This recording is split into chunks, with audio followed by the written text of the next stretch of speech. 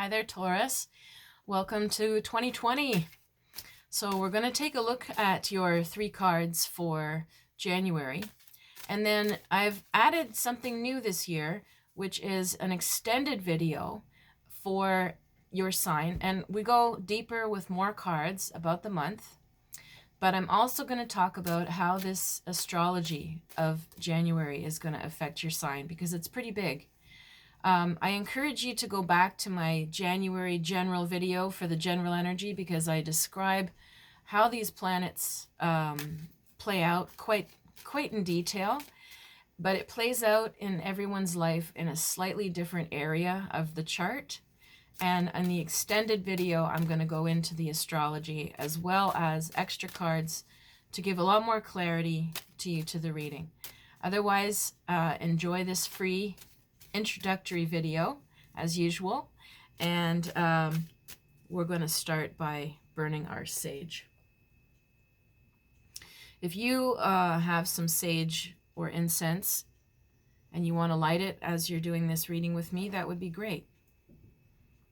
And we'll just sort of say an extra prayer that 2020 is a wonderful year, and to help us let go of anything no longer for our highest good from the last decade. We'll just cleanse our cards a bit too. All right. So here's your cards. So your first card, Taurus, is the Hierophant. Your next card is Queen of Pentacles. And the next card is Venus in Aries, the Four of Wands. So you're in a very deeply reflective time, it looks like. Could be the season, could also be the astrology. The Hierophant is a time of meditation, reading, studying something, pulling back, being more in yourself, trying to connect with the divine. That's what the Hierophant does. The Hierophant used to be called in the tarot cards more the Pope. And the Pope was, the voice of the divine. And so now we don't really use that so much. Some of you might, but a lot of us don't. We look for that divine guidance in other ways or in ourselves. So you might find that you're reading and reflecting or meditating more, or whatever your spiritual practice is. It could be increased right now, or it could be a good idea. It's got a peaceful feeling to it. This card doesn't feel, I'm not getting any feeling of being tormented in any way. It feels very nice. So I feel a sense of calming and soothing for you. And, if you're not feeling that, if you're feeling worried and anxious a lot, then it would suggest that this is the path to calm and soothe yourself, is to pull back, give yourself a little more time alone, a little more time to think. Go to your favorite bookstore, find a few things that look inspiring. Go back to something that you used to read that used to comfort you, a time when you felt very clear in yourself, and go back and reread that.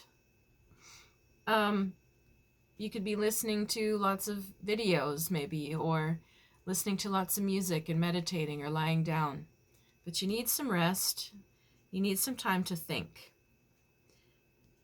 Now, the Queen of Pentacles is sort of your signifying card, or one of them. She's an earth sign.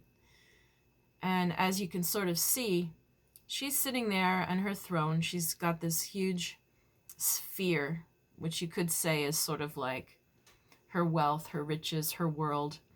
And she's looking from this semi-protected little space out over the land. She's surveying her life from a secure position. She's usually financially well. She's got, it's hard to see on the card, but she's got a ram or a goat with quite extensive horns that's sort of standing there like her guardian or protector. And this could mean that you're feeling or doing well right now. You're feeling more secure and you're feeling like people have your back. And, again, she's removed, she's sitting back and watching, she's pensive. So she's really thinking heavily, what am I going to do next? What do I want now?